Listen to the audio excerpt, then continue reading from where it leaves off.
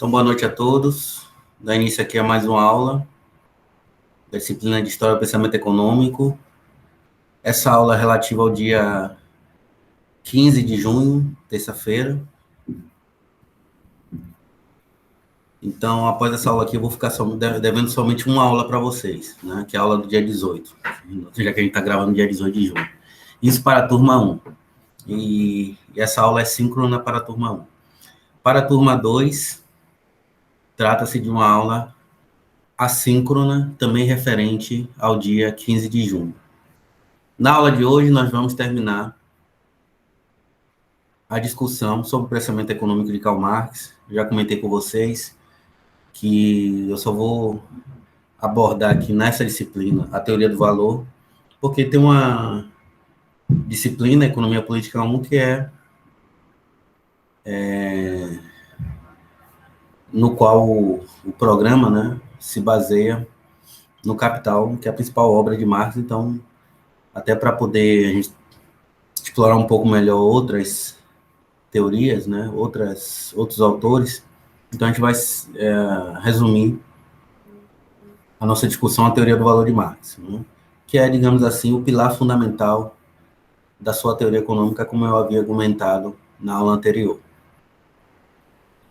Então, eu vou projetar aqui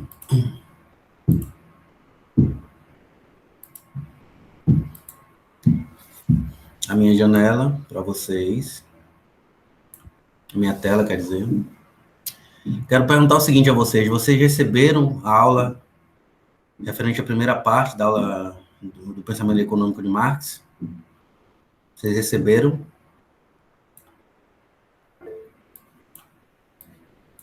Alguém não recebeu?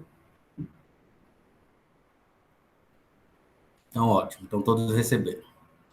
Então, vamos lá. Então, eu expliquei na aula anterior o método, né, o método das aproximações sucessivas. Eu vou discutir com mais detalhes na Economia Política 1. E nós vimos que, no processo de abstração, o Marx chegou à conclusão que a unidade básica, né, a célula fundamental da economia capitalista, ou da produção capitalista, é a mercadoria. Então, isso fez com que ele começasse a sua investigação na sua principal obra, o Capital, Crítica da Economia Política, por meio do estudo da mercadoria individual. Então, Marx vai derivar a teoria dele do valor a partir da discussão, do exame da mercadoria individual. Tá? E esse procedimento metodológico não é estranho, porque os outros autores, né, tipo o Smith e o Ricardo, também estudaram a mercadoria. Né? Então, vocês lembram lá do pensamento de Smith, né, da análise do pensamento de Smith, que o Smith observou que toda mercadoria tinha valor de uso e valor de troca. Tá? Então, não é isso aqui não é algo novo, né, na história do pensamento econômico. Então, Marx ele vai seguir, digamos assim, o mesmo caminho que outros autores importantes no âmbito da economia política percorreram.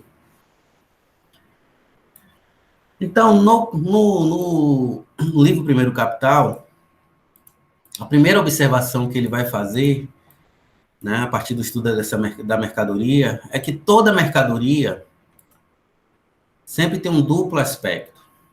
Quais são esses aspectos? Todas elas têm valor de uso e valor. Tá? E valor. Olha a diferença aqui. Em Smith, o Smith tinha notado que as mercadorias tinham valor de uso e valor de troca. Aqui é valor de uso e valor. Esse valor aqui não é o mesmo valor de troca do Smith e do Ricardo. Para início de conversa. Depois eu vou explicar a diferença entre valor e valor de troca. Mas, inicialmente, o que vocês têm que compreender, né, a diferença entre valor de uso e valor, né, para início de conversa. Então, ele vai estudar cada uma dessas dimensões da mercadoria. Então, ele vai, ao longo do capítulo, discutir o que é o valor de uso e, posteriormente, ele vai partir para a análise do valor. Tá?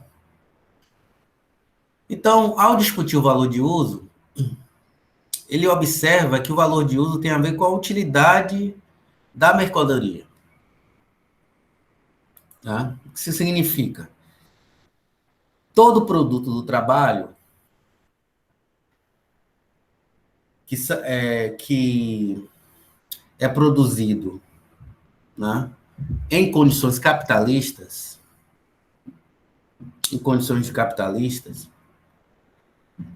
essas coisas são produzidas porque elas satisfazem a determinadas necessidades humanas. Então, toda mercadoria é produzida porque ela satisfaz necessidades humanas. Então, para que serve um celular? Nós sabemos muito bem, né? Fazer ligação, atender ligações. Né? É a utilidade básica de um celular é essa. É claro que, né, a gente pode assistir um vídeo no celular, etc. Mas a utilidade fundamental de um celular, para além dessas funcionalidades, né, que foram sendo incorporadas ao longo do tempo, né, com o desenvolvimento, né, na produção de celulares, é fazer e atender ligações, né? Ou seja, nos comunicarmos com nossos parentes, amigos, etc, etc. Essa é a utilidade. A utilidade desse mouse aqui é eu clicar aqui, entendeu? E clicar, né? Enfim, fazer correções em textos. Então, eu uso aquela setinha, né? Para marcar uma palavra e depois deletá-la. Enfim, sublinhar uma palavra, eu vou lá com a setinha e sublinho, boto em negrito, por aí vai. Então, todo mundo sabe a funcionalidade de um mouse. Ou, melhor dizendo, todo mundo conhece a utilidade de um mouse. A utilidade dessa camisa aqui é proporcionar uma vestimenta, né? Para poder sair na rua, etc. O óculos, né? Todo mundo também sabe qual é a utilidade de um óculos. Livro, a gente sabe, né? A gente lê livros ou por prazer, né? Ou para a gente acumular conhecimento. Então, o valor de uso ele tem a ver com a utilidade de uma mercadoria. Então, veja que nesse sentido não tem nada diferente do Smith. Eu estou falando do Smith aqui porque cada importância histórica do Smith, né? Então, é o pai da economia política. Mas nós vimos lá na teoria do valor de Ricardo que Ricardo também observou que toda mercadoria tinha valor de uso e valor de troca. Vocês devem estar lembrados disso. Se não, basta, né, olhar novamente o vídeo do que eu trato da teoria do Ricardo e do Smith. Então, toda mercadoria, um produto do trabalho só se transforma em mercadoria se ele tiver valor de uso, se ele tiver uma utilidade, se ele satisfazer uma necessidade humana, seja ela qual for. Então, Marx no início do Capital, ele vai dizer, o valor de uso, né, tem a ver com a utilidade. E a utilidade das diferentes mercadorias são as mais diversas possíveis. Então, a utilidade pode provir do estômago, então, os alimentos, né, que a gente almoça, que a gente come, né, para satisfazer, né, para matar a nossa fome, digamos assim,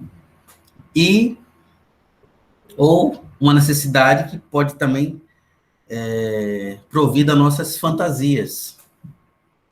Então, por exemplo, ler um livro de literatura é um tipo de necessidade, certo? Ou então assistir um filme, independentemente do gênero, de herói, de drama, etc. Né? Então, é uma necessidade provida da fantasia. E tem a necessidade básica, que é o matar a fome. Né? Então, as necessidades são as mais distintas possíveis.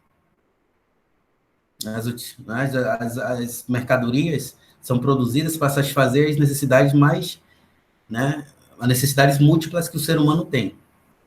E que, à medida em que o tempo vai passando, as necessidades vão se ampliando ao longo do tempo. Né? Então, nossos antepassados, por exemplo, não tinham necessidade de celular, nós temos. Tá? Então, quer dizer que as necessidades, né, se ampliaram. Comparando, por exemplo, o século XVII, onde não existia celular, com o século XXI. Né? Então, o valor de uso tem a ver com a utilidade. Não é nada de misterioso, né, nesse aspecto. Não há nada de que dificulte a nossa compreensão do fenômeno, até porque, né, nós sabemos que os bens e serviços são produzidos para satisfazer nossas múltiplas necessidades.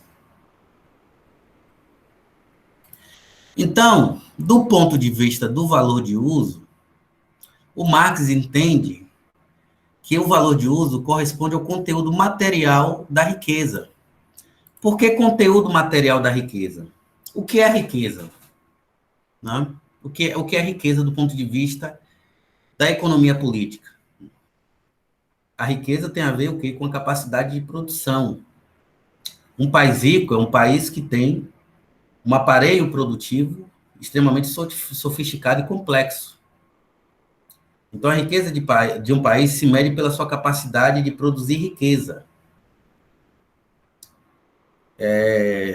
Produzir automóveis, motos, né? Produzir eletrodomésticos, casas, aviões, óculos, livros, enfim, né? Estradas, rodovias. Então, a riqueza, ela se mede pela capacidade produtiva de um país. Quanto maior a capacidade de produzir riqueza, mais rico esse país é, do ponto de vista econômico. Do ponto de vista econômico. E a riqueza, essa riqueza material, ela tem uma forma material, que é o quê? Que é todo bem e serviço, serviços não, né, que são bens intangíveis, mas os bens materiais, ele tem uma forma material. Então, por exemplo, esse mouse aqui, ele tem uma forma material. Então, ele é um valor de uso. E como valor de uso, ele tem um conteúdo material, que é essa forma aqui. Ó, né? Que é diferente, por exemplo, da forma material dessa borracha. Que é diferente da forma material dessa caneta, que também corresponde, né, ao conteúdo material da riqueza, tal como a borracha e o mouse. Ou a forma material dessa camisa. Então, a riqueza material, ela tem um conteúdo, ela tem uma forma. Ela é revestida de formas distintas. Então, cada objeto da riqueza material tem uma forma distinta, um conteúdo material distinto. Né? Até porque se tivessem a mesma forma, né, a gente não poderia falar que são bens materiais diferentes, seria um mesmo bem. Né? Então, a forma material de um automóvel é diferente da forma material de um notebook, que é diferente do mouse, que é diferente do celular, é diferente de uma estante, que é diferente de um armário, de uma geladeira, televisão e por aí vai. Sofás, etc. Né? Apartamentos, casas. Todos os valores de uso têm formas materiais distintas. Então, na visão do Marx, todo valor de uso corresponde ao conteúdo material da riqueza. Ou seja, a riqueza ela se reveste de uma forma material específica, como essa borracha, como essa camisa, né? E se você aplica isso para os demais bens que são produzidos numa determinada economia. Bom, e por outro lado, o valor de troca, o valor de uso, melhor dizendo, é suporte do valor de troca. Então, o valor de troca de uma mercadoria, ele precisa ter um conteúdo material. Por quê? Porque ele não existe no vácuo, ele não existe no vazio. O valor de troca não é algo palpável que a gente pode pegar. O valor de troca de uma mercadoria não é algo palpável que a gente pode pegar, né? Pode, enfim, tatear, digamos assim. Ele precisa de uma forma concreta. Por exemplo, deixa eu tirar isso aqui. Pronto, agora. Por exemplo, esse mouse aqui. O valor de troca dele, ou o valor de uso dele, o conteúdo material dele, serve de suporte para o seu valor e, consequentemente, para o seu valor de troca. Porque o valor de troca do mouse não existe independentemente da sua forma concreta, né? Que é essa forma aqui. Ele não existe aí separado do seu conteúdo, né? Que é esse objeto aqui. É isso que o Marx está dizendo. Estão entendendo? Estão acompanhando? Professor, Pois não. é como se, por exemplo, ele não pode ser vendido, no caso do mouse, tipo, sem a funcionalidade dele, de auxiliar no manuseio do computador. É isso. Não, o que eu estou dizendo é que o valor de troca do mouse, assim como de qualquer outro bem material, certo? Ele precisa de um suporte material. O que é o suporte material? É a forma do objeto. É a forma do objeto. Isso aqui não é a forma do mouse? Hein? Sim. Então, essa forma material aqui, ela serve como suporte para o valor de troca desse mouse. Certo? Para o valor de troca desse mouse. Entendi. Por quê? Porque se ele não tivesse forma material, o valor de troca dele não existiria. Porque o bem simplesmente não existiria. É isso que o Marx está dizendo. Todo valor de uso serve como suporte material do valor e do valor de troca. Né? Então, para que as coisas tenham valores, e não estou falando aqui de valor de uso, elas precisam, né, primeiramente, ter valor, ter um conteúdo material, ter uma forma determinada, que é a forma dessa borracha, que é a forma desse mouse, que é a forma desse celular, que é a forma dessa caneta, né? Tem que ter um conteúdo material específico para que essas coisas tenham valor e, consequentemente, valor de troca. Tá? Então, na visão do Marx,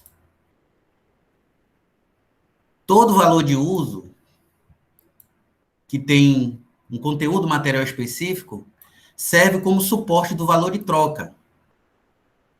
Certo? E o que é o valor de troca? O valor de troca é a proporção em que um valor de uso é trocado por outro valor de uso. Então, vou dar um exemplo aqui. Uma garrafa é igual a uma caneta. Certo? Uma garrafa é igual a uma caneta. Então, qual é o valor de troca da garrafa? Uma caneta. Uma garrafa de água é igual a uma caneta. Esse é o valor de troca. É a proporção em que um valor de uso se troca por outro valor de uso. Vocês já trocaram figurinhas quando eram, não sei se é, pode ser hoje, porque qual é o problema? Mas vocês trocavam figurinhas com um primo, com um amigo, quando vocês estavam na infância, de time de futebol? Alguém já fez Já, isso? já. Então, por exemplo, você tinha um álbum, né, de todos os times do futebol brasileiro, da Série A, ou da Série A, B e C, não importa. Né? Aí você tá faltando, sei lá, tá faltando a figurinha do camisa 10 do Internacional. É isso? E você comprou, né, na revista, aqueles pacotes, né? E aí veio uma figurinha repetida, sei lá, de um jogador do São Paulo, do Corinthians, ou do Flamengo. Só que seu primo não tem a figurinha lá do jogador do Flamengo, lá do São Paulo. Não tem a figurinha do jogador do São Paulo. Mas ele já tem a do Internacional. Né? Ele já tem a do São Paulo, mas não tem a do Internacional. Aí vocês trocam. Né? Você dá a figurinha do Internacional, do jogador do Internacional, camisa 10 Internacional, e seu primo, por sua vez, vai dar a figurinha do jogador do São Paulo que você não tem. É um intercâmbio, né? Rola um intercâmbio aí. Então, esse tipo de intercâmbio revela o valor de troca das figurinhas. Então, nesse caso aí, o valor de troca de uma figurinha do camisa 10 do Internacional é igual a figurinha do camisa 9 do São Paulo. Quando vocês fazem esse tipo de... Quando você faz essa troca com o seu primo, com o seu amigo lá de infância. Né? Ou então você tem um CD de uma banda, aí seu pai, por engano, no seu aniversário, comprou o mesmo CD. Aí você tem um primo que não tem esse CD, mas que, sei lá, tem um CD que você gosta muito, mas ele já está enjoado, não quer mais ouvir aquele CD daquela banda específica. Vocês fazem um intercâmbio aí também. Né? Você troca o seu CD, né, que está repetido, seu pai lhe deu, né, mas que você já tinha, aí você troca pelo CD do seu primo que você está babando, você adora a banda, etc. Então, esse tipo de intercâmbio aí expressa o valor de troca do CD. Né? Do CD que você tem em mãos, que é repetido, com o CD que seu primo já enjoou e quer trocar pelo CD que seu pai comprou, mas que você já tinha. Entendeu? Então, esse tipo de intercâmbio aí expressa o valor de troca de cada um dos dois CDs. Então, digamos que seja um CD lá uma banda de rock, sei lá, do Nirvana, que quer tocar pelo CD do Metallica. Tá? Então, um CD do Nirvana, o valor de troca dele corresponde a um CD do Metallica. Então, a proporção que ele se troca é 1 para 1. Então, essa proporção aí vai revelar o valor de troca de ambos os CDs. Então, qual é o valor de troca de um CD do Nirvana? Um CD do Metallica. Qual é o valor de troca de um CD do Metallica? Um CD do Nirvana. E aí, isso você aplica a qualquer relação de troca entre diferentes mercadorias. Como é o caso aqui, né? Da garrafa de água e da caneta. Tá? O exemplo que o Marx vai utilizar no Capital são tijolos e tecidos, se eu não me engano.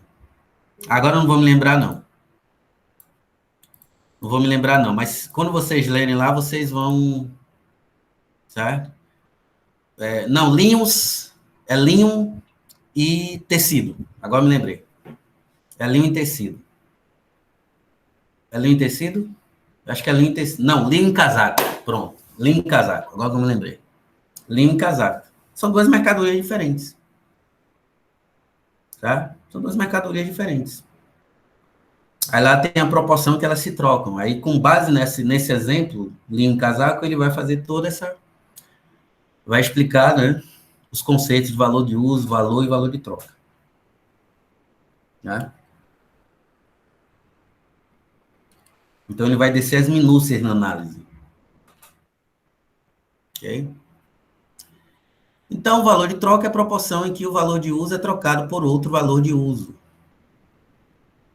Um CD no Nirvana é igual a um CD no metálico, então uma garrafa de água é igual a uma caneta. Qual é o valor de troca da garrafa de água? Uma caneta. Qual é o valor de troca de uma caneta? Uma garrafa de água. Então, o valor de troca nada mais é que a proporção em que o valor de uso é trocado por outro.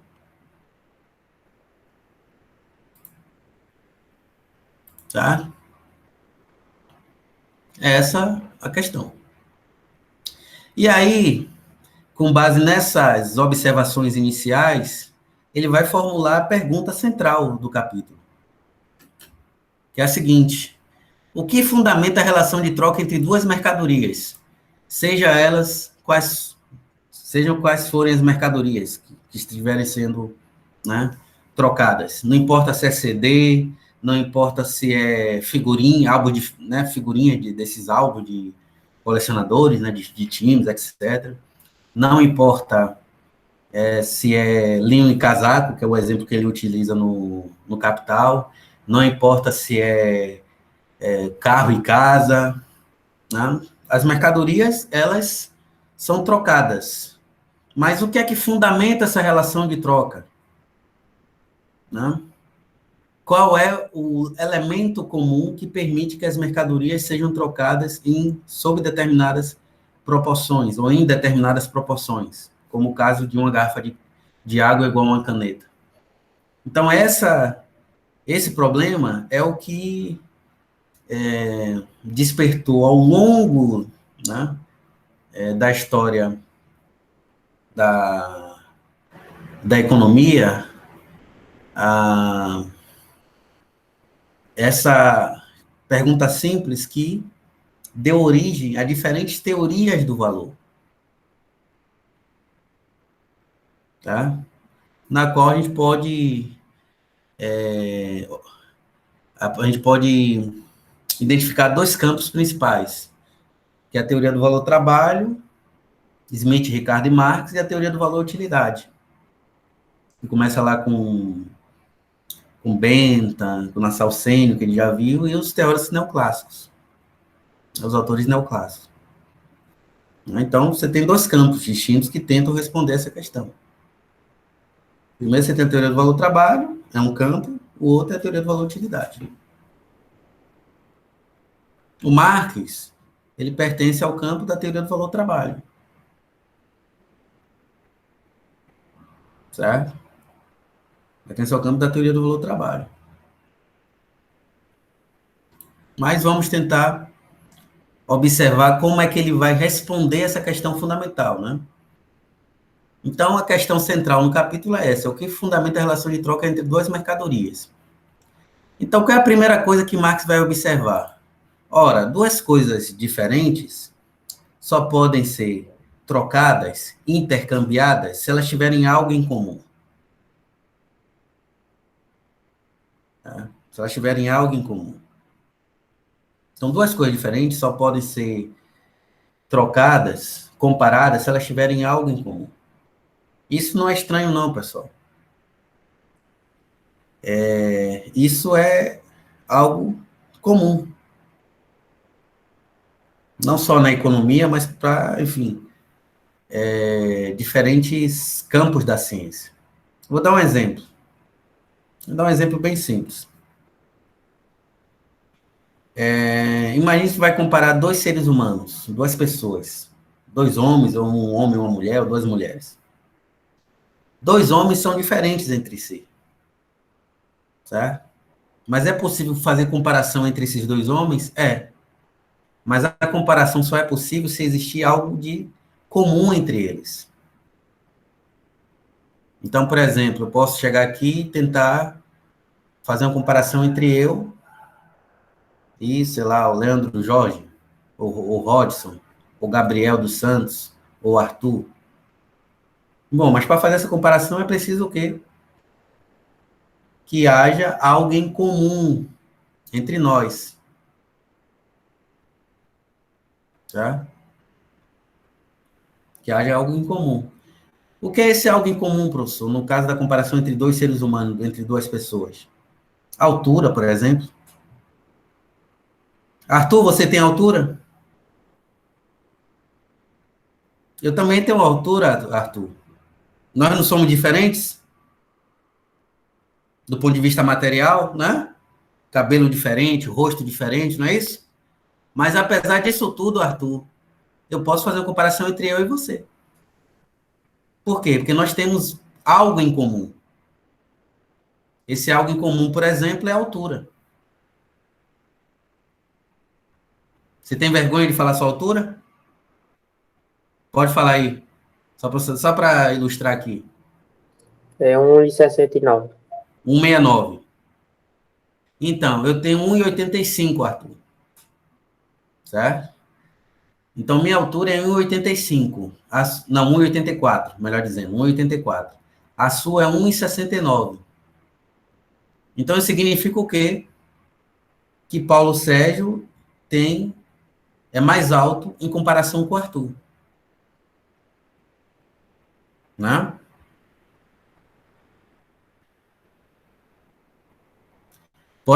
Você tem idade? Tem. Eu tenho idade? Tenho. Pode ser comparado as nossas idades? Podem. Porque é algo em comum que a gente tem. Então, eu posso dizer, eu tenho 40 anos. Você deve ter o quê? Uns 18, 19, 20? Nessa faixa? 18. 18, então. Então, nós temos idade. Ambos têm idade. Então, a gente pode comparar as idades. Então, em função da minha idade, em função da sua idade, nós chegamos à conclusão que Paulo Sérgio, né, professor Paulo, é mais velho do que o Arthur. Né? E, inclusive, a gente pode mensurar. Né? O professor Paulo Sérgio tem mais do que o dobro da idade do Arthur.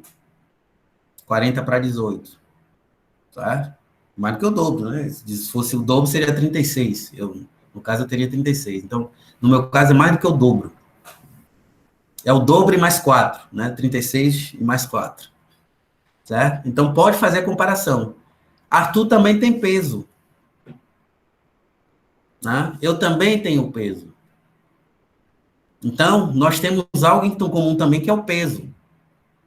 Qual é o seu peso, Arthur? Tantos quilos. E o meu? Tantos quilos. Aí nós podemos chegar à conclusão. Ou o Arthur é mais pesado do que o professor Paulo, ou eles têm o mesmo peso, ou o Arthur é mais magro, né? Ou menos pesado em comparação com o professor Paulo. A gente pode, inclusive, mensurar. O Arthur tem tantos quilos, o professor Paulo tem tantos quilos. Não é isso? E a gente pode comparar outras grandezas também. Outras variáveis, para fazer essa comparação. Idade, altura, peso. Deixa eu ver aqui, deixa eu ver se eu me lembro alguma outra aqui.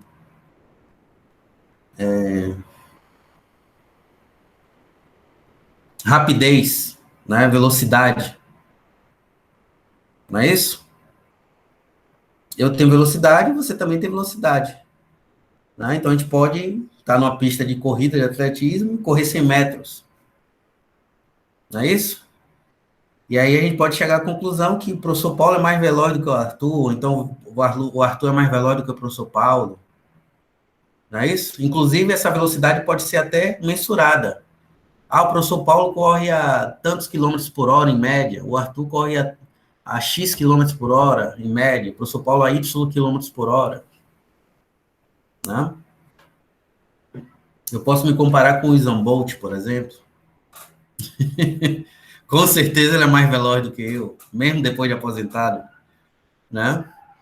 Então, eu jamais correria 100 metros em 9 segundos e 58, que eu acho que é o recorde dele, mundial, né? 100 metros eu devo correr em uns 20 e poucos segundos, mais do que o dobro, né, dos 9 e pouco dele, né? E nos 200 metros ele tem 19 ponto alguma coisa, né? Ele percorreu 200 metros em 19 ponto alguma coisa. Aí é só comparar com a minha performance também nos 100, 200 metros, para chegar à conclusão de quem é mais veloz ou quem é menos veloz. Tá?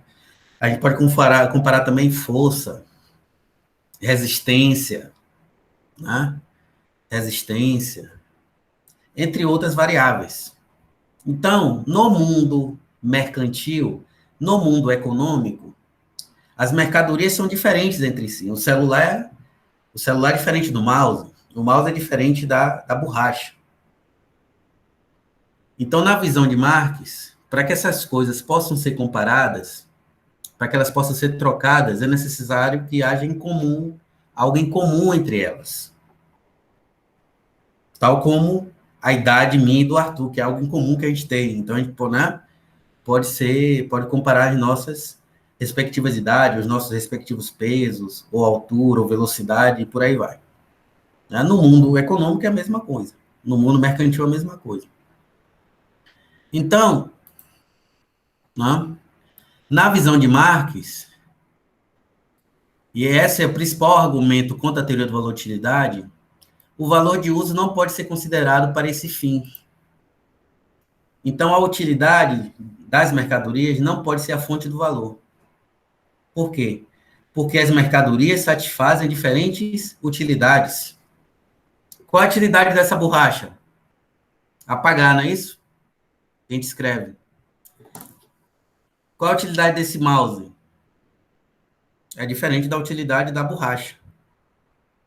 Não é isso? Qual a utilidade dessa camisa? É diferente da utilidade, né, do mouse e da borracha. Então, as mercadorias que têm formas materiais distintas têm valores de uso também distintos. Então, por isso, o valor de uso não pode ser considerado como fonte do valor das mercadorias, como aquele elemento que permite a equiparação, que permite ou que dá o fundamento para a relação de troca entre as mercadorias, dada a diversidade dos valores de uso. As mercadorias satisfazem necessidades humanas distintas. O feijão satisfaz uma necessidade específica, que é matar a nossa fome, ou arroz.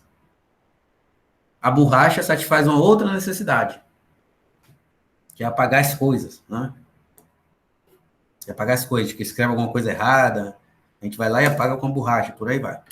O livro satisfaz uma necessidade distinta. Então, o valor de uso não pode ser identificado como a fonte do valor. Tá?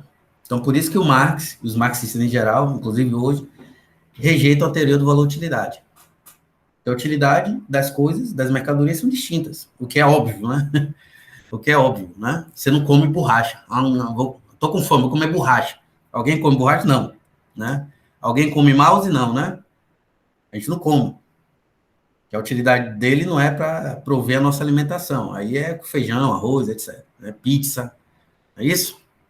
Então, a utilidade das mercadorias são diferentes.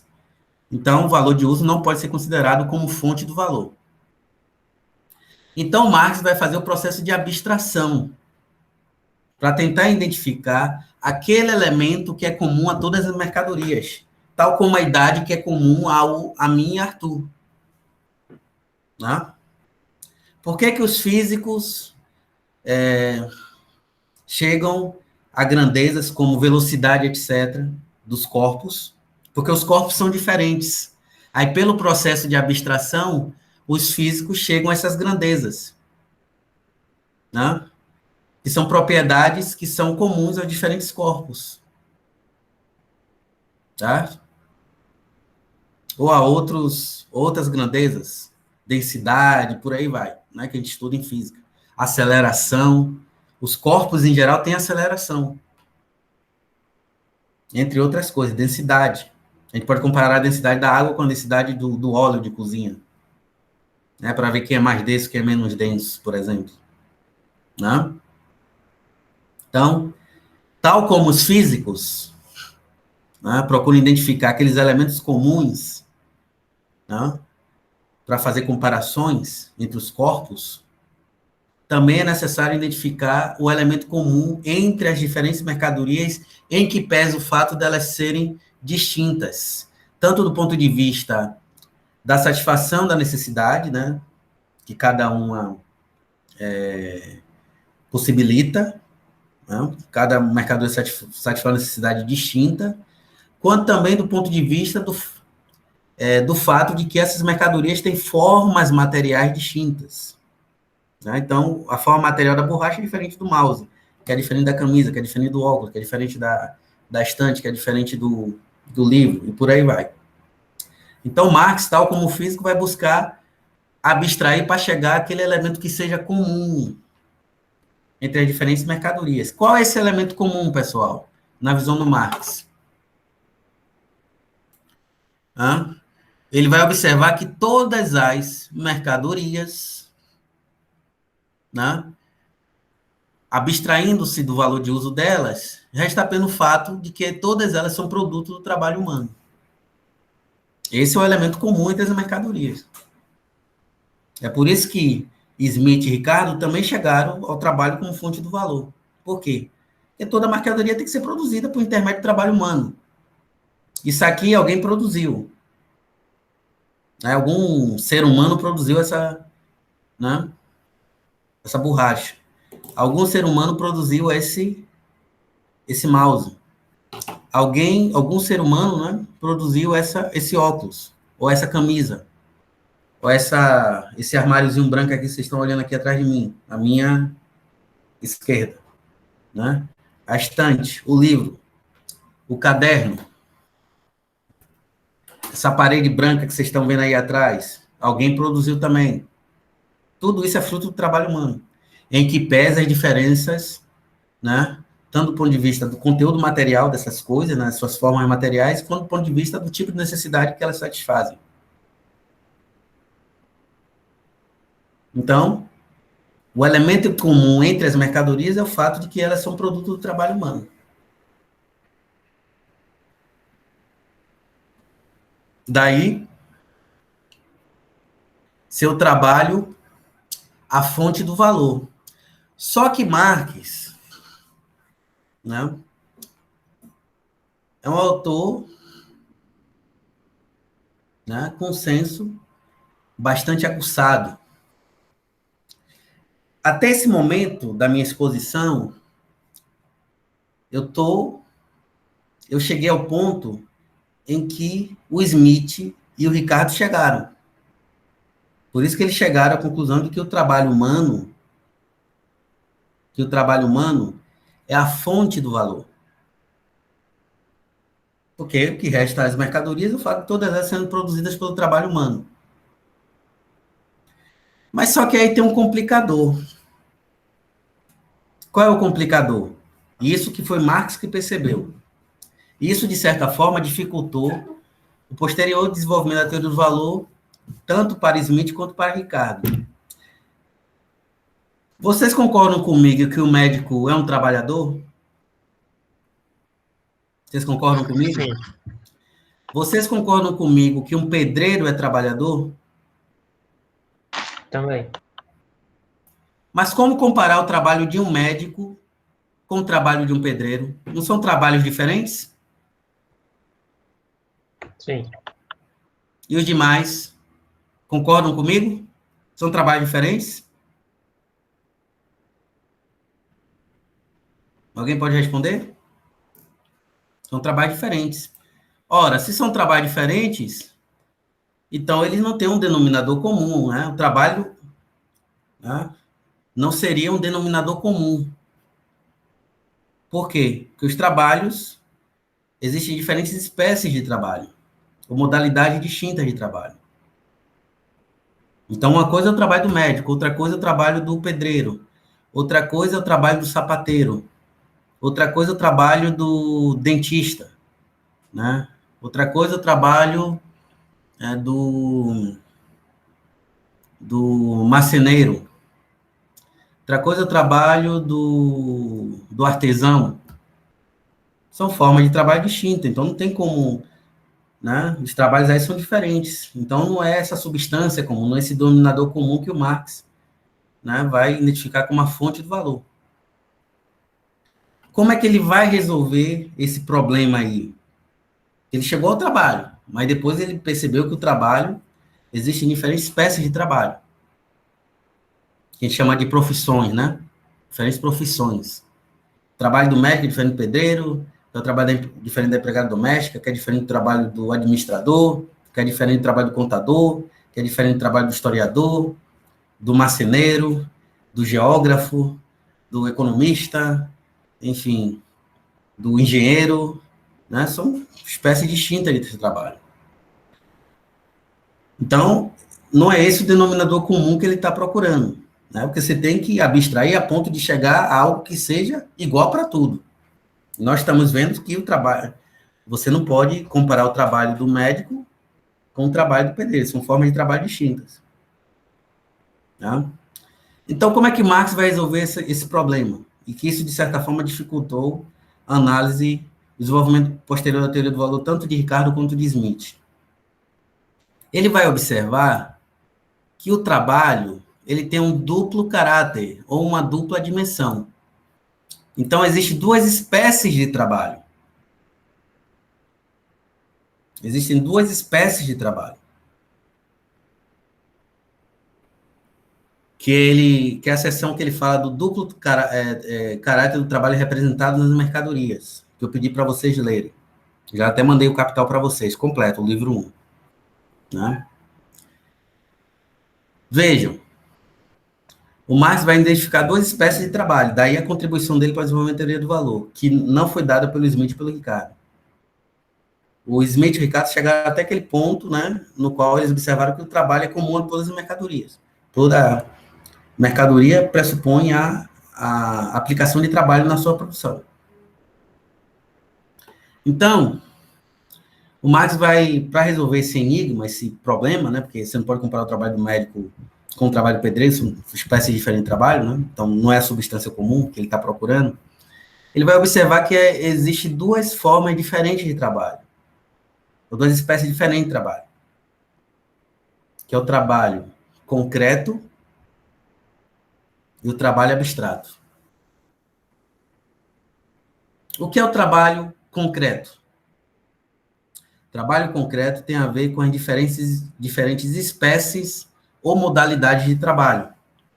Então, quando eu falo do trabalho do médico, do pedreiro, do artesão, do jogador de futebol, do tenista, quando eu me refiro ao trabalho do dentista,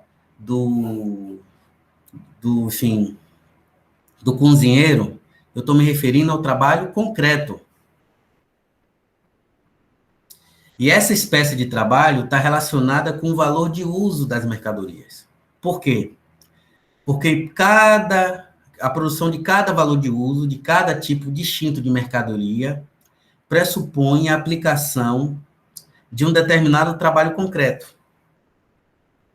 Não entendi, professor. Tá complicado agora. Por exemplo, o trabalho do pedreiro é trabalho concreto, é uma espécie específica, né, uma modalidade específica de trabalho. O trabalho do pedreiro só produz casas. Certo? Então, essa modalidade, essa dimensão do trabalho está relacionado intimamente com o valor de uso das mercadorias, com a forma ou o conteúdo material da riqueza.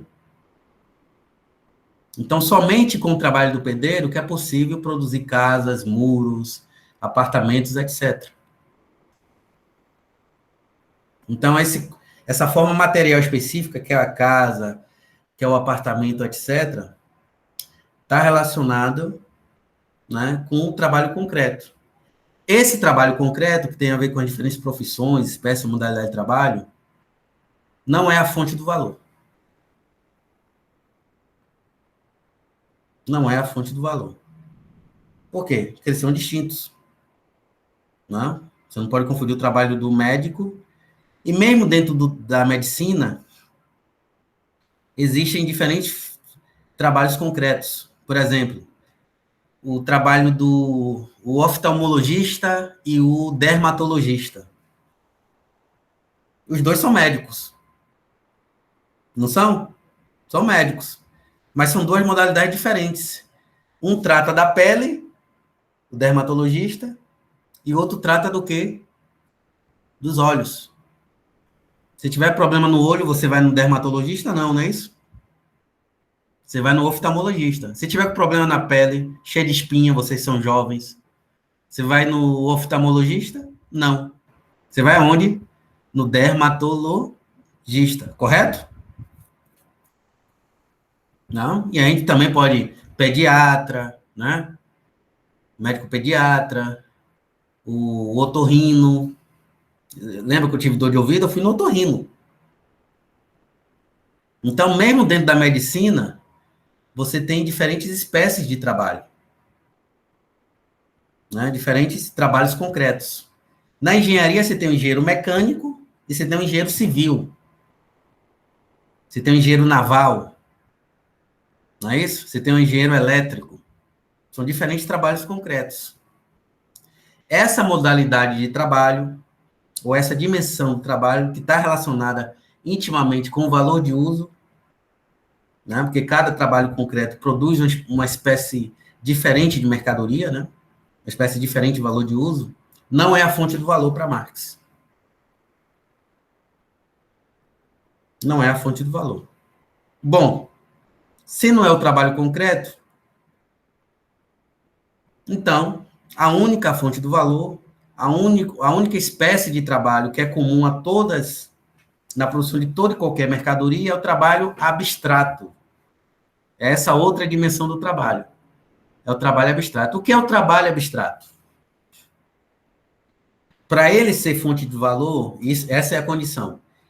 Tem que ser comum na produção das diferentes mercadorias, independentemente da espécie de mercadoria que você esteja considerando, seja um bem ou serviço. Então, para que o trabalho abstrato seja a fonte do valor da mercadoria, ele tem que estar presente tanto no trabalho do médico quanto no trabalho do pedreiro, quanto no trabalho da empregada doméstica, quanto no trabalho de um cozinheiro, quanto no trabalho de um jogador de futebol.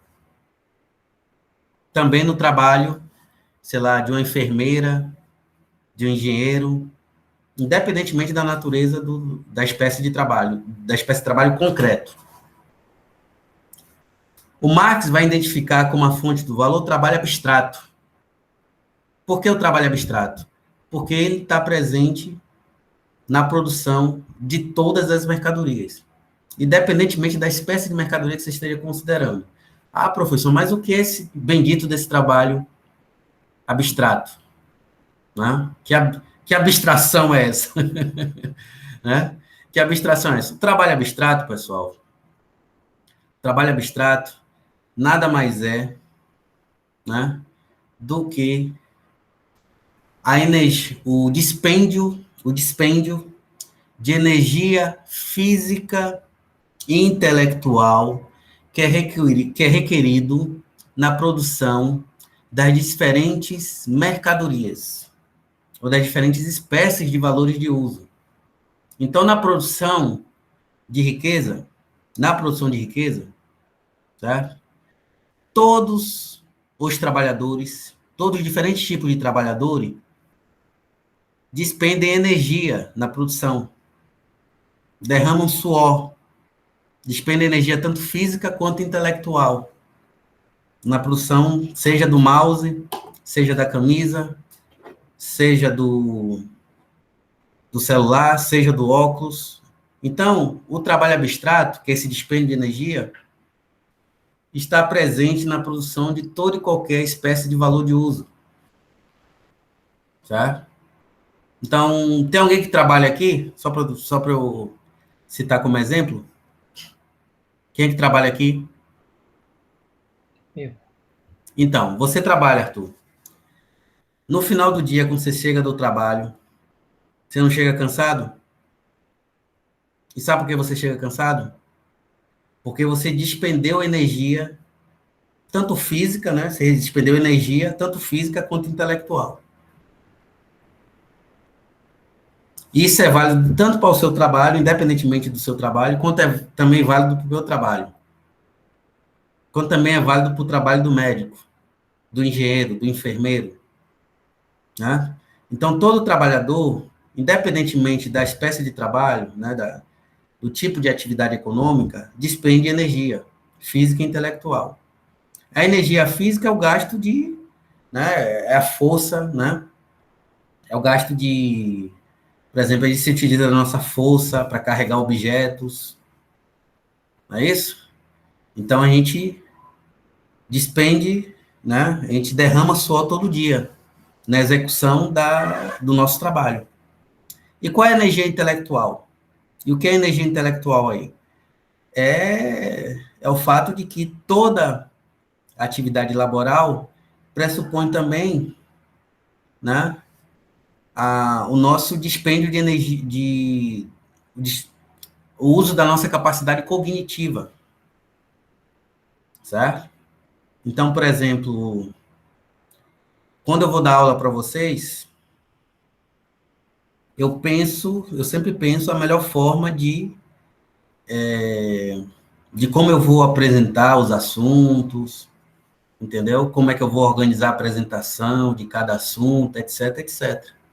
Isso depende do dispêndio de energia intelectual, né? De como eu vou, como é que se diz? Realizar todas as tarefas que são requeridas no meu trabalho, que no caso é dar aula.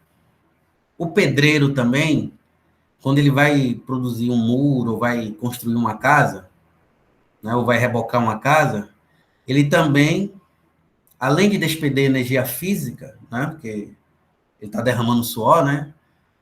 Está carregando cimento, saco de cimento, tá, enfim, batendo a massa, né? Tudo isso depende de energia física, né? Tá empurrando um carrinho de mão, né? Com material, etc., de um lado para o outro. Além disso, também, ele pensa em como ele vai dividir as diferentes fases, né, do processo de trabalho dele. Então, ele pensa, bom, eu vou construir essa casa aqui, por onde eu começo? Né? Ah, não, primeiro eu tenho que fazer a viga, né? Primeiro eu tenho que fazer a base da casa, né? Tem que fazer a base da casa. Então, primeiro eu vou começar por aqui. Eu vou logo, começo logo pela frente da casa ou pelos fundos? Né? Em que momento do meu trabalho eu vou começar a bater, a fazer o teto e depois bater a laje? Tudo isso, né, pressupõe que os pedreiros estão utilizando a sua capacidade cognitiva para verificar como é que eles vão lidar com as diferentes fases, com as diferentes etapas do processo de trabalho, com as diferentes operações que são requeridas para viabilizar a produção, né, da casa ou de qualquer outra coisa. O médico é a mesma coisa. Tá? Então, o médico, quando ele vai tratar um paciente, ele utiliza a energia física, né, dele, obviamente. Vai, sei lá, vai atender 20 pacientes no amanhã, ou até mais, vai depender. Né? Ele também, ele utiliza também a capacidade cognitiva dele.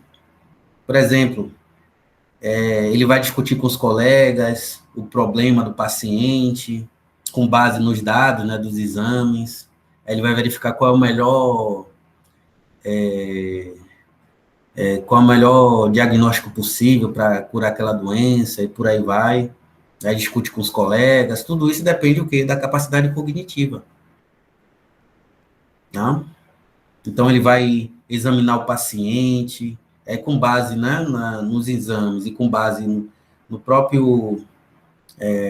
tem médico que mede a pressão, etc. Com base nesse conjunto de dados, é que ele vai, né, elaborar a melhor forma, né, o melhor tratamento possível para curar aquela doença específica. Tá? O trabalho do enfermeiro é a mesma coisa. Além da energia física, também tem energia intelectual. Então, a enfermeira que vai, por exemplo, verificar, sei lá, vai tratar dos pacientes que estão no UTI, né, vai discutir junto com a equipe médica, né, qual é a melhor, por exemplo, qual a melhor dieta para aquele paciente específico, dado o quadro daquele paciente, dados os resultados dos exames, né, e a medida da pressão e por aí vai, entre outras coisas. Né? Então, isso também exige também a capacidade cognitiva. O professor também tem que organizar a aula, então exige também do cérebro dele, né, da nossa capacidade cognitiva, para verificar a melhor forma de passar as aulas, tirar dúvida dos alunos, etc, etc. Né? Numa fábrica é a mesma coisa. Tá? Uma pessoa que faz hambúrguer, por exemplo, né, um chapista, além da energia física, né, que ele despende fazendo hambúrguer, etc., ele também reflete em como, né, tornar o trabalho dele mais produtivo, né, como ele vai, sei lá, assar aquela carne, quanto tempo o pão deve ficar no forno para ter aquela textura, né, para o hambúrguer ficar o mais gostoso possível. Tudo isso também depende, além da energia física, que é evidente para qualquer trabalho, né? Basta você trabalhar para você saber que você gasta energia física, né? Você chega morto no dia seguinte, né? Ou, quer dizer, na noite, né? Você já está morto, querendo dormir, ir para a cama, etc. Também exige também o dispêndio de energia intelectual. Tá? Então, é esse dispêndio de energia física e intelectual que o Marx entende como trabalho abstrato. E na produção das diferentes mercadorias, é despendida energia tanto física quanto intelectual. Tá? Tanto física quanto intelectual. Então, é essa energia física e intelectual que vai ser a fonte do valor. É essa que é a substância comum na produção das diferentes mercadorias. E aí, para não perder o costume, né, que eu já fiz esse conto dos autores, eu vou ler a parte aqui que ele fala exatamente isso. Vou pegar aqui o Capital, né? Vou ler aqui. Não está nem precisando ler, mas só para ficar mais claro, né? Até para quando vocês lerem. Essa edição aqui é diferente da que vocês... que eu passei para vocês, tá bom? Mas...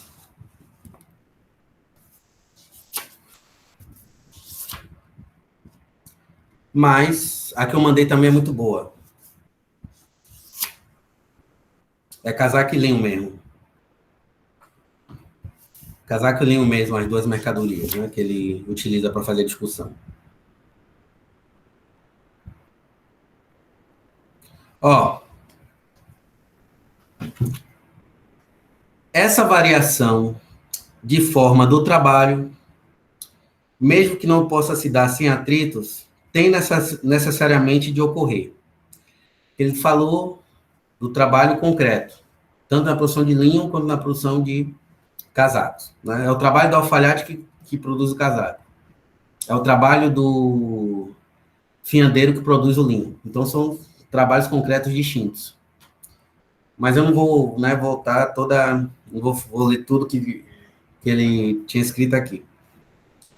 Aí ele fala o seguinte: abstraindo-se da determinidade da atividade produtiva e, portanto, do caráter útil do trabalho, que tem a ver com o trabalho concreto, né?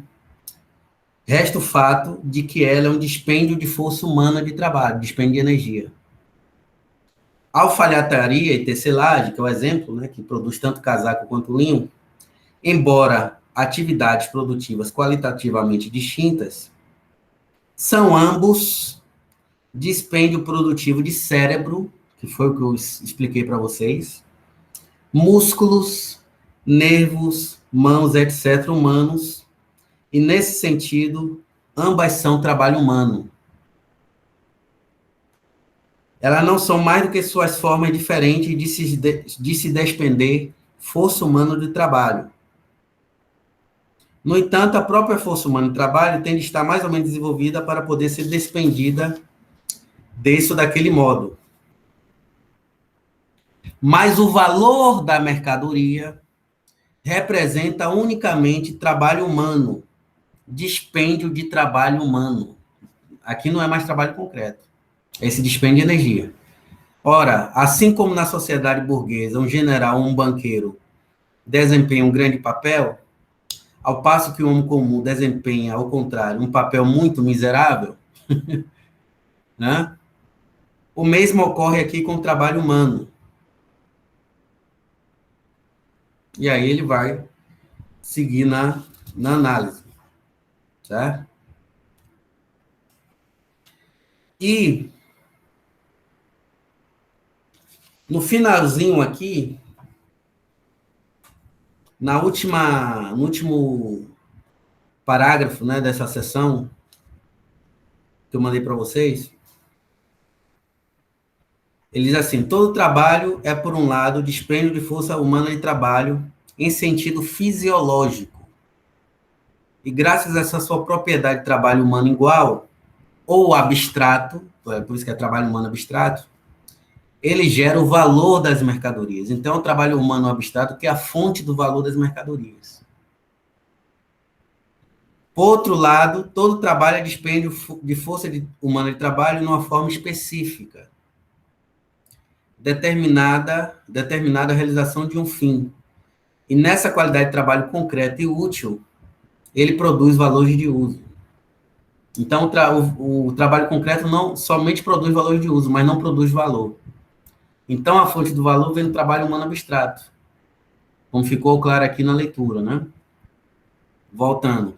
E graças à sua propriedade de trabalho humano igual ou abstrato, ele gera o valor das mercadorias. Então, a fonte do valor não é o trabalho, é o trabalho humano abstrato. Tá? Porque existem duas espécies diferentes de trabalho. Trabalho concreto e trabalho abstrato. Então, esse trabalho abstrato que é o comum na produção de toda e qualquer mercadoria, por mais distintas que elas sejam, por mais diferentes que elas sejam, por mais que as utilidades sejam distintas, todas pressupõem o quê? Dispêndio de trabalho humano, dispêndio de energia na sua produção, na sua consecução, na sua fabricação.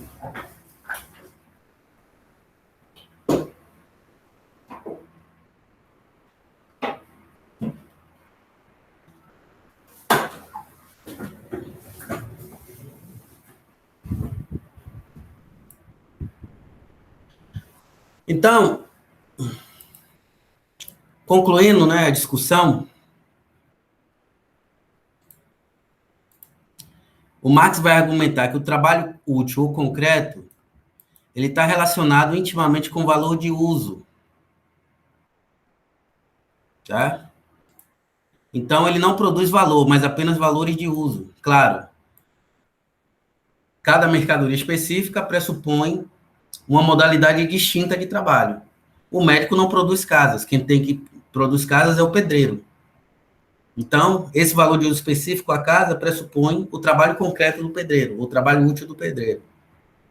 Da mesma forma, o trabalhador que cura pessoas é o médico. Então, esse trabalho de curar pessoas, que é o que o médico faz, né, em geral, pressupõe essa modalidade específica de trabalho, que é o trabalho do médico. Então, o trabalho útil ou concreto gera o valor de uso. E o trabalho humano abstrato, que é o dispêndio de cérebro, músculos, nervos, etc., é a fonte do valor, como ficou claro pela citação, né? Direta que eu fiz do livro. Então, Marx chega à conclusão que o trabalho abstrato é a substância formadora do valor. Então, esse trabalho aqui não é o mesmo trabalho de Smith e de Ricardo. Porque o Smith e Ricardo não chegaram a esses dois conceitos de trabalho concreto e trabalho abstrato. Quem chegou foi o Marx. Então, a substância em comum, esse algo em comum, que é semelhante à idade, né? Na comparação, por exemplo, minha com o Arthur, né? O que corresponde à idade, ao peso, etc., no mundo das mercadorias, no mundo mercantil, é o trabalho humano abstrato. E não o trabalho, no sentido mais genérico, né? Como está presente na análise de Smith e de Ricardo. Tá? E o Marx vai observar que o valor das mercadorias é diferente do valor de troca. Ora, o valor tem como fonte o trabalho humano abstrato. Acho que isso já ficou claro para vocês. Só que o valor é diferente do valor de troca. Por que é diferente? Porque o valor que tem como fonte o trabalho humano abstrato, ele precisa se expressar mediante o valor de troca da mercadoria.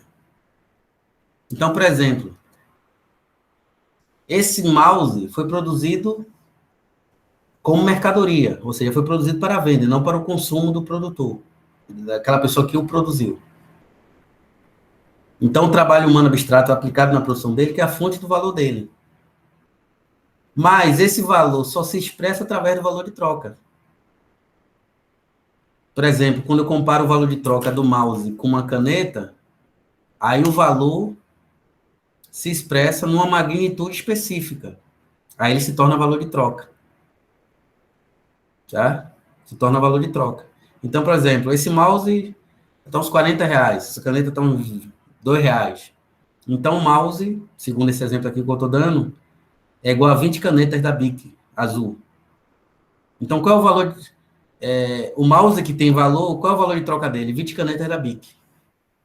Então, o valor dele quando se expressa numa magnitude específica, que é uma quantidade de outra mercadoria, ele se torna valor de troca.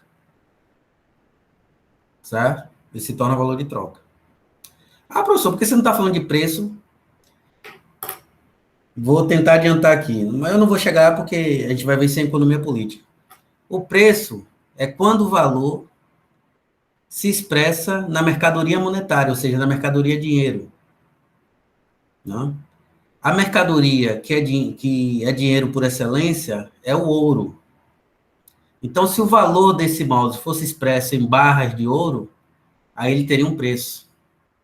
Por exemplo, um mouse desse aqui é igual a 2 onças de ouro, que era a unidade monetária lá na Inglaterra do século XIX, onde o Marx, né, viveu. É igual a 2 onças de ouro. Aqui é o preço do mouse, porque o valor dele está sendo expresso através da mercadoria monetária, através do dinheiro, que é o ouro. Mas esse ouro pode ser representado por um padrão de medida, como, por exemplo, libras esterlinas. Então, 2 onças de ouro é igual a, por exemplo, 3 libras esterlinas. Então, pode dizer que o valor desse mouse é igual a 3 libras esterlinas. Esse é o preço. Então, você vai expressar o valor da mercadoria por meio da mercadoria que funciona como equivalente geral, que é o dinheiro. Quando você faz isso, aí você tem a forma preço. Ou essas 2 libras esterlinas poderia ser equivalente a 10 reais. Ou 50 reais. Né? 50 reais, digamos assim. Então, um mouse desse é igual a 50 reais. Aí é o preço. Agora, quando o valor é expresso numa mercadoria que não é o equivalente geral, ou seja, que não se transformou em dinheiro, aí não é preço, é somente o valor de troca. Para ser preço, tem que ser expresso o valor na mercadoria monetária, ou seja, na mercadoria dinheiro. Que pode ser ou o próprio ouro, né, 2 onças de ouro, 3 onças de ouro, ou pode ser o padrão de medida de uma moeda nacional, tipo real, dólar, libras esterlina, pesos, etc, etc. Mas a gente não vai no nível aqui da nossa discussão em HPE, né? Essa discussão vai ser aprofundada em Economia Política 1, né, sobre a teoria do dinheiro. Ok? Aqui é só para explicar, né? Mas assim, eu não vou cobrar em prova em HPE. Vamos lá.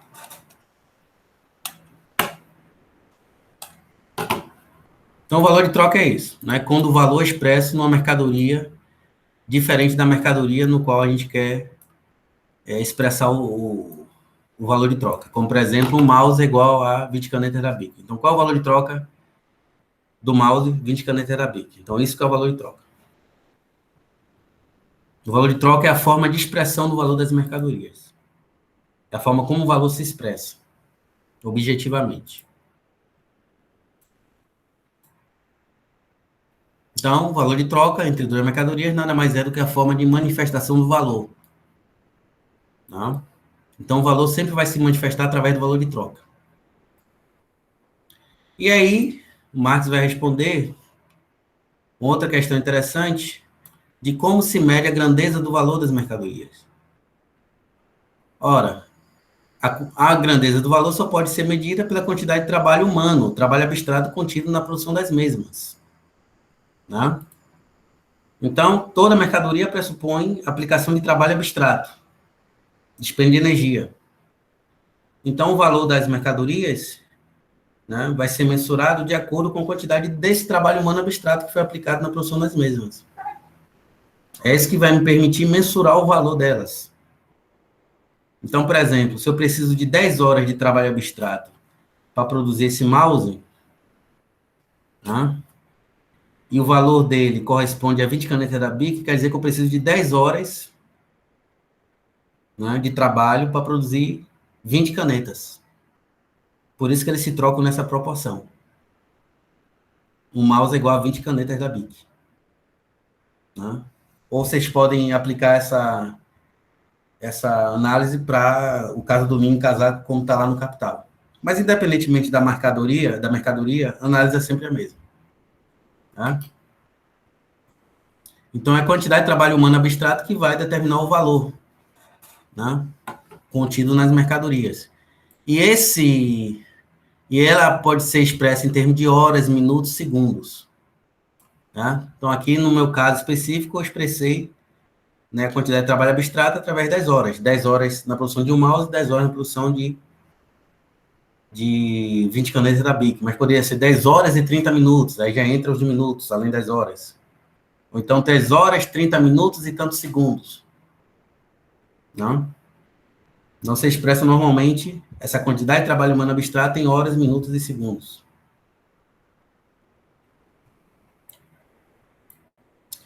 E, por outro lado, nunca é o tempo de trabalho individual, mas o tempo de trabalho socialmente necessário, que serve como medida do valor das mercadorias, né? Ou seja, dos diferentes valores de uso. Por que não é o tempo de trabalho individual, professor? Porque a produção capitalista pressupõe a divisão social do trabalho. Se fosse o tempo de trabalho individual, cada empresa forneceria a mercadoria a um preço diferente. Porque cada empresa lida com condições de produção distintas, né? Você pode ter uma empresa mais produtiva em comparação com a outra, ou uma empresa menos produtiva em comparação com as suas rivais no mercado. Então, as empresas nunca lidam com as mesmas condições de produção, mas todas estão inseridas num processo que é social.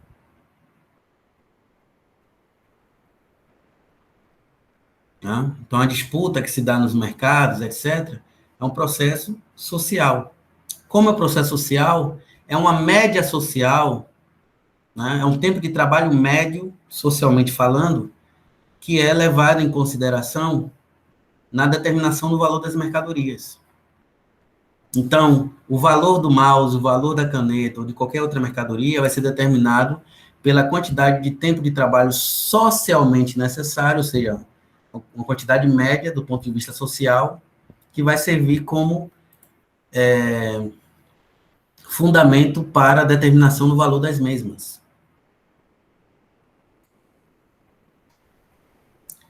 Como é que vocês compreendem isso de uma forma mais simples? Eu sempre gosto de utilizar essa metáfora.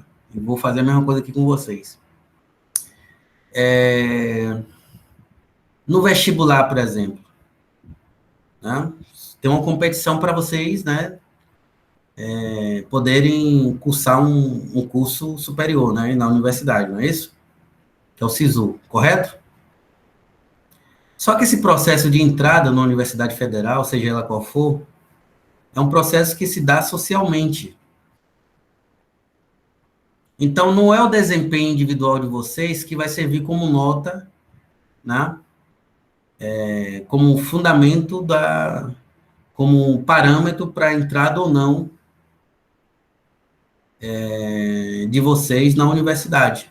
Por quê? Porque os alunos são diferentes. Tem alunos mais inteligentes, menos inteligentes, alunos mais esforçados, menos esforçados, alunos mais estudiosos, menos estudiosos, né? Aluno que não gosta de estudar nada, tem aluno que gosta de estudar, né? As pessoas são diferentes, certo? Então é por isso que você tem a nota de corte. Você tem a nota de corte.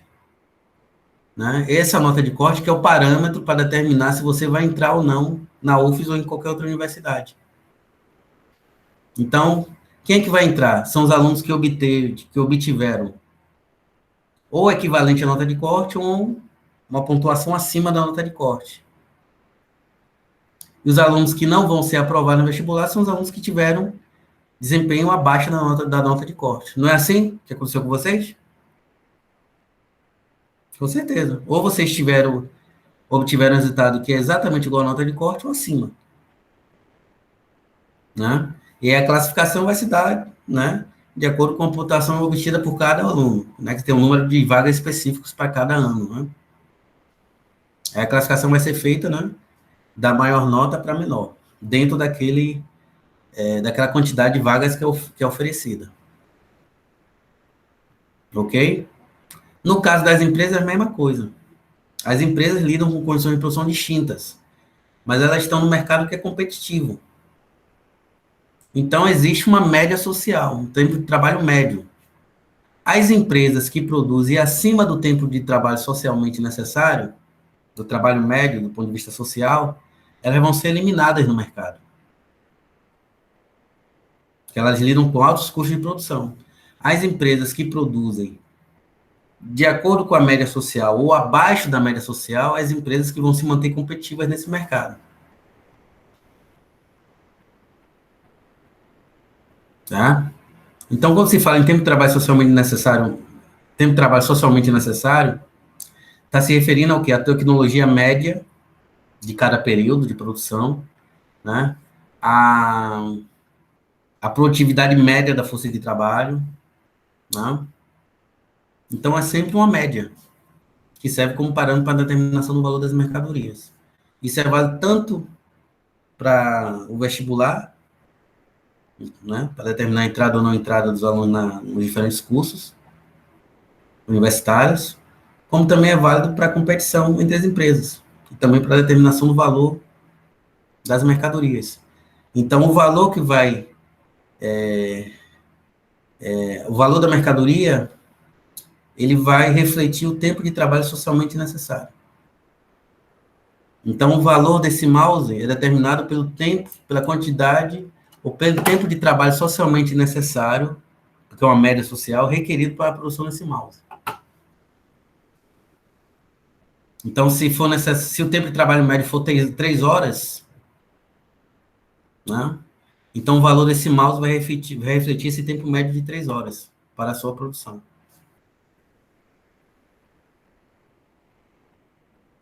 Lembrando que a atividade econômica, né, o processo econômico, pressupõe sempre, né, empresas que produzem sob condições sociais específicas. Né? Então, essas empresas estão... elas produzem para o mercado. Então, elas têm que se adaptar às condições médias daquele mercado específico. Então, isso também é válido para a determinação do valor das mercadorias. Né? É por isso que as empresas capitalistas, todos os anos, para as empresas celulares, estão sempre a inovação de um ano a outro. Por quê? Porque as empresas são impelidas a desenvolver sua produtividade para produzir ou de acordo com a média social ou abaixo da média social, ou seja,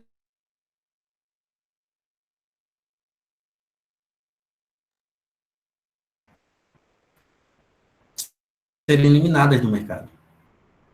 Em a bancarrota, falência, etc, etc. Então, a lei, né? É uma lei. Como se trata de um processo social, então elas têm que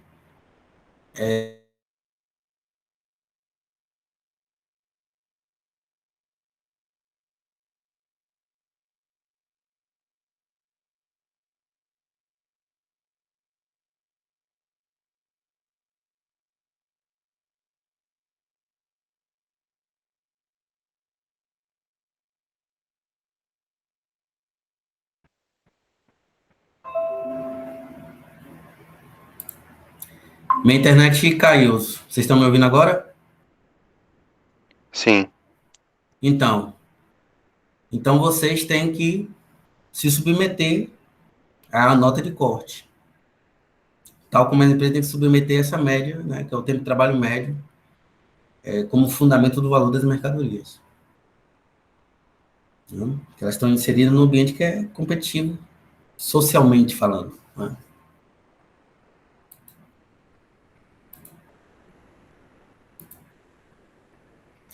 E aí o Marx, né, eu não vou me ater muito nisso aqui, não, porque eu quero apenas que vocês compreendam a origem, né, a fonte do valor das mercadorias, mas ele vai argumentar que a grandeza do valor da mercadoria vai variar inversamente em relação à força produtiva do trabalho. O que significa que quanto mais produtiva for uma empresa, Isso implica o quê, pessoal? Que você vai ter mais produção por unidade de tempo, ou por unidade de ocupação da força de trabalho. Então, quanto maior a produtividade de uma empresa, menor tende a ser o valor da mercadoria que ela vai fornecer ao mercado. Né? Porque ela vai produzir mais em menos tempo. Então, o valor tende a declinar. Então, quanto maior a força produtiva, menor é o valor da mercadoria. Aí temos uma pista aí para entender o fenômeno inflacionário. Né? Por que a inflação é um problema em economias subdesenvolvidas, em economias como a brasileira, por exemplo? Porque a produtividade média da nossa economia é menor do que a produtividade média da economia norte-americana, alemã, etc. Então, isso vai se refletindo em preços mais elevados. Quanto menor a produtividade, maior tende a ser o valor e, consequentemente, maior tende a ser o preço da mercadoria. Tá? Por sua vez, quanto maior for a força produtiva do trabalho, ou seja, quanto maior for a produtividade, a capacidade de produção de uma empresa ou de uma economia nacional, menor tende a ser o valor e, consequentemente, menor tende a ser os preços. Por isso que o custo de vida no Brasil é maior do que nos Estados Unidos. Porque a economia norte-americana é muito mais, tem uma produtividade muito maior em comparação com a nossa economia. Né? Óbvio, né? Óbvio. Então,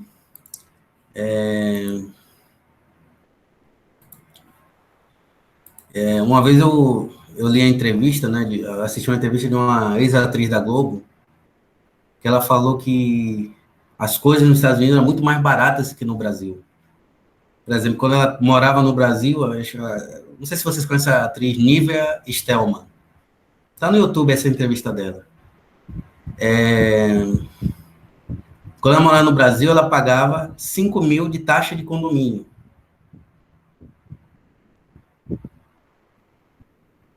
Ela disse que o valor de uma taxa de condomínio nos Estados Unidos é irrisório. Lá, que não é essa grana toda, 5 mil conto. Isso foi o depoimento dela. Ela falou que os preços lá são muito mais baratos em comparação com o Brasil. E hoje ela mora em Orlando, nos Estados Unidos. Ela está refletindo exatamente isso. Ela vive num país, né, com uma economia de alta produtividade, só é menor do que a China, obviamente. É tanto que os Estados Unidos perdeu o espaço, né, perdeu competitividade em comparação com a economia chinesa, né. Mas em comparação com as economias dependentes ou subdesenvolvidas, como é o caso da nossa economia, né, os preços lá nos Estados Unidos são muito mais baratos em comparação com os preços que são praticados aqui. Então, é muito mais fácil uma pessoa comprar uma casa nos Estados Unidos do que comprar aqui no Brasil. Por causa da produtividade maior da economia norte-americana, que se reflete em preços menores. Né? Então, é isso que o Marx está dizendo aqui. Ó. A grandeza do valor de uma mercadoria vai variar inversamente em relação à força produtiva do trabalho. Ou seja, quanto maior a produtividade, menor o valor. Não é isso? E quanto menor a produtividade, maior o valor das mercadorias. Que se vai refletir em preços crescentes, né, preços em queda. Tá? E o valor, ele vai se modificar ao longo do tempo somente se houver uma modificação do tempo de trabalho socialmente necessário. Caso esse tempo de trabalho socialmente necessário se mantenha, né, inalterado ao longo do tempo, o valor vai se manter inalterado. O que pode ocorrer é a mudança nos preços, mas não no valor. Então, se o tempo de trabalho socialmente necessário desse mouse for de 3 horas, nos próximos 10 anos, o valor vai ficar inalterado. Mas o preço dele pode se alterar em função das condições, né, mutantes, tanto da oferta quanto da demanda dele. Okay? Bom, e por último, o Marx chama a atenção aqui de alguns casos, né, em que coisas ou produtos podem não ter valor. Então, por exemplo, os casos do ar, da terra virgem, da madeira bruta, etc. Então, o ar, por exemplo, que nós respiramos, tem utilidade, mas não tem valor. Por que não tem valor? Porque não tem trabalho humano abstrato aplicado na produção do ar que nós respiramos. Então, é uma coisa que tem utilidade para nós, mas não tem valor. Né? Uma mata virgem, onde você não tem trabalho aplicado, ela também não vai ter valor. Né? Um terreno baldio não tem valor. Por que não tem valor? Porque não houve trabalho aplicado nesse terreno. Ou nessa mata virgem. Então, essas coisas não têm valor. Né? Madeira bruta também não tem valor. Por quê? Não tem trabalho humano abstrato aplicado nela. Né? Quando se produz para o consumo próprio, quando uma coisa é produzida, mas é produzida para o consumo próprio, tem valor de uso, tem utilidade, mas não tem valor. Um exemplo. Você aí na sua casa faz comida para você mesmo e sua família comer. Ou sua mãe faz comida aí para você comer, mais seus irmãos, sei lá. Ou sua esposa, seu marido, né? Cozinha alguma coisa para você. Tem utilidade? Tem. É alimentação, é alimento, né? Mas não tem valor. Por quê? Porque foi desculpem, foi produzido para o consumo próprio da família. Tá? Então eu faço meus mexinhos aqui em casa, tem utilidade, mas não tem valor. Porque eu produzi para consumo próprio. O feijão que a mãe de vocês fazem para vocês, o almoço aí que ela faz, né? O namorado, seja lá o que for, ou irmão, seja lá o que for, ou vocês mesmos fazem, não tem valor porque é produzido para consumo próprio. Tem utilidade, mas não tem valor. Mas o argumento, né, de Marx contra a teoria do valor-utilidade. Tá?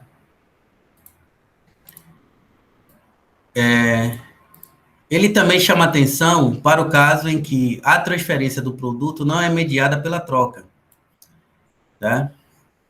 Então, para que uma coisa tenha valor, ela tem que ser produzida para venda no mercado. Então, né, então uma pessoa pode produzir algo não para o próprio consumo, mas sim para outra pessoa. Mas se essa transferência não for mediada pela troca de mercadorias, então essa coisa não vai ter valor. Como assim, professor? Não entendi. Por exemplo, sua mãe fez um bolo para você, mas sua mãe não gosta de bolo. Então ela não produziu para consumo próprio, produziu para você que é filho, que ela gosta de você. Então não houve produção para o consumo próprio dela. Ela produziu, mas não foi para o próprio consumo, foi para da família, porque ela detesta bolo, não gosta de doce.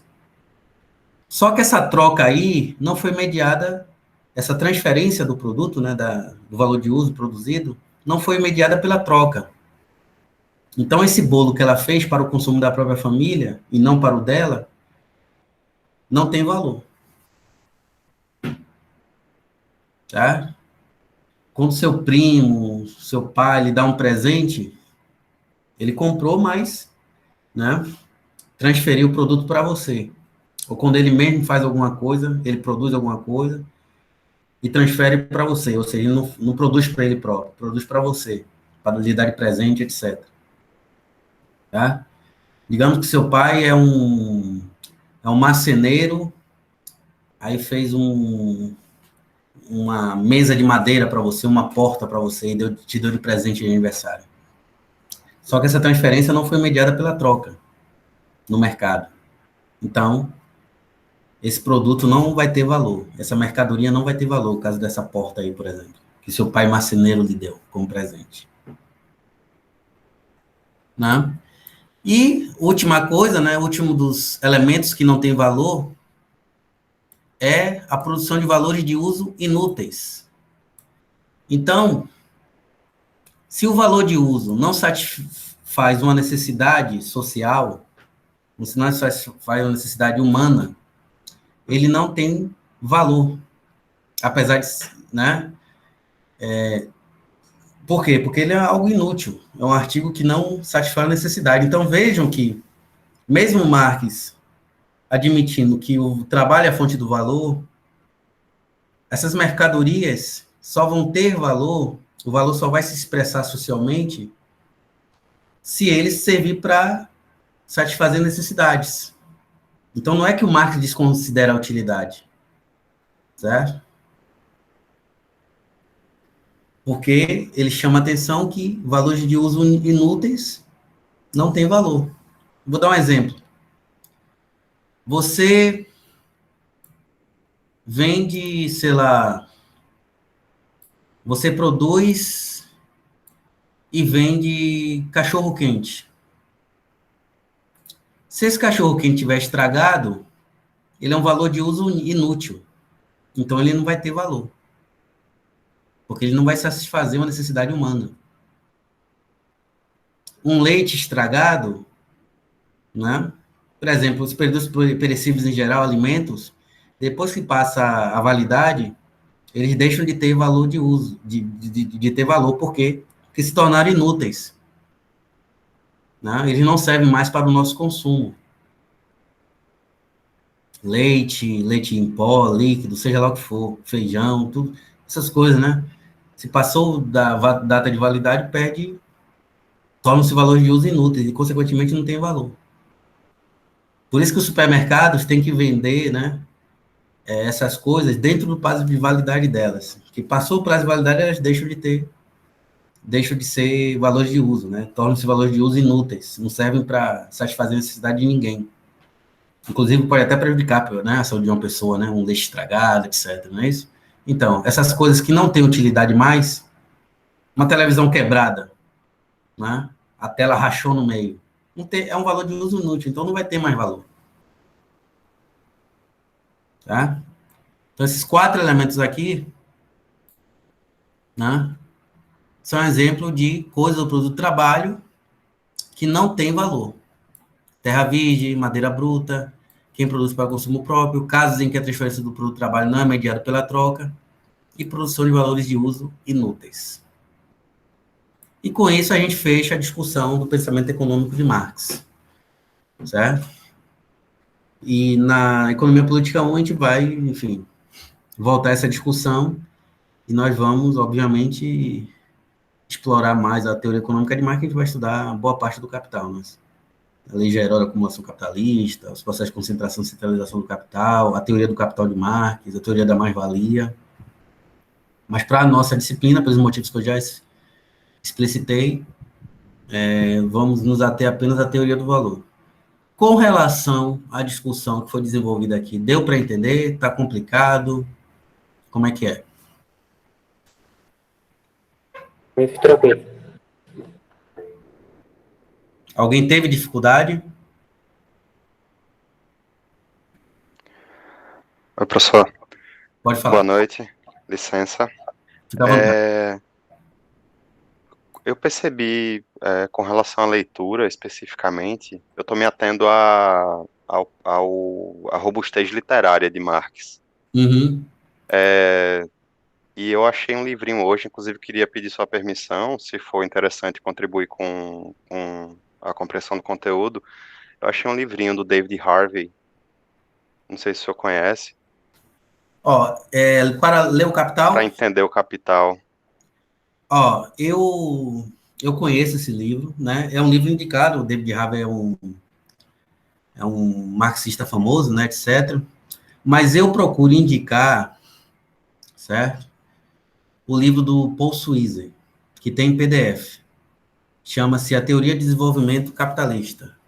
Vou botar aqui na internet. Eu tenho ele impresso aqui, certo?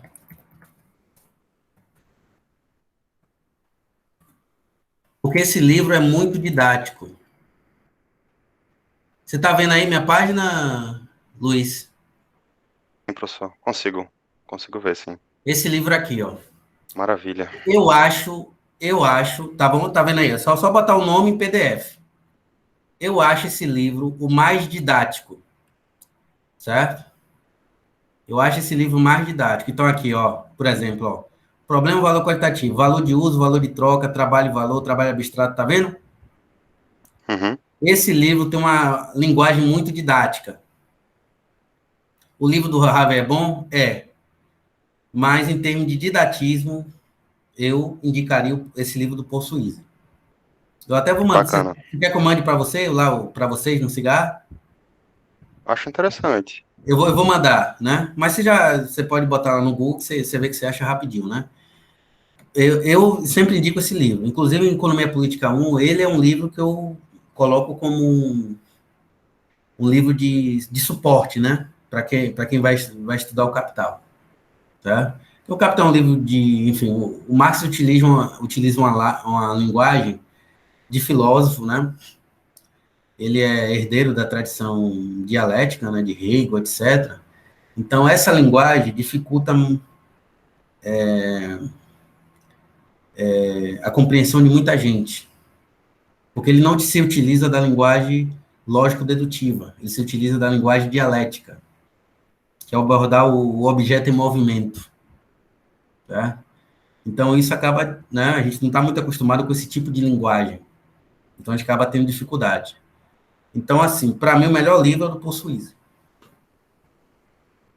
Né? Tem vários, né, tem o do Harvey, tem, enfim, você pode obter o do Harvey, né, até ler também, mas o do Suíza, para mim, é o melhor que tem. Eu não vi até hoje melhor livro didático do que o do Suíza. Legal, obrigado, professor. Mais alguma coisa? Mais alguma dúvida? Então, pessoal, na próxima aula, tanto turma 1 quanto turma 2, vamos fazer aula de revisão para a prova, né, porque termina o assunto da segunda unidade. E aí, uma semana depois, da terça que vem, né?